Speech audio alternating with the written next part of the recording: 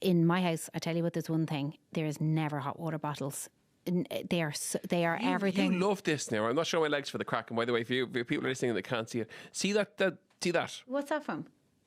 Hot water bottles. Yeah. That's a big scar for anyone who can't see. For those listening in, my leg on the bottom of my right calf, if you ever seen me on TV, you'll see it.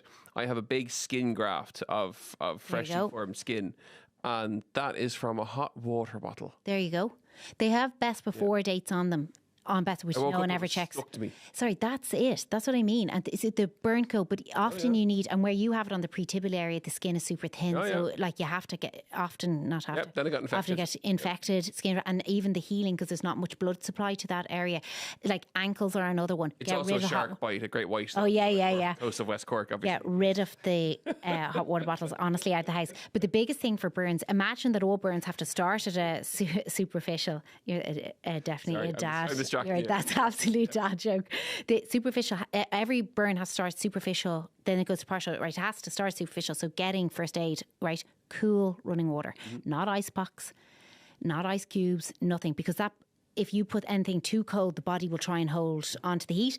So you need to think about washing away the heat out of the burn. If you wash away the heat out of the burn, it stops burning. The burning stops progressing. So cool running water, tap. Think about a big thing. I'm looking at a bowl of porridge behind me here. That's a big one for kids, because that's like tar. A hot porridge is like tar landing. And if you imagine a small child reaching up on a counter and it could drop on, so you'll often hear people getting bad burns on their children onto their chest, and that's what it is. Hot cup of tea, coffee.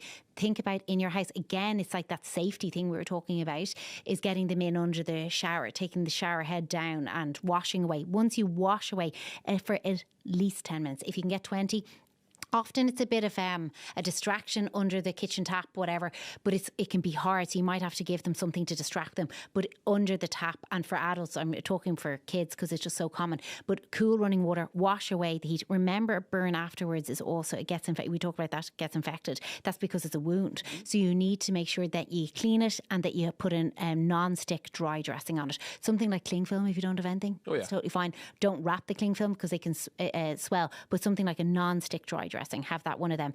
And the burn gels, they're soothing, but they're really not. You're also at a risk of bringing infection with your hands, with the gel, and then bacteria will stick to that, blah, blah, blah. So just a non-stick dry dressing.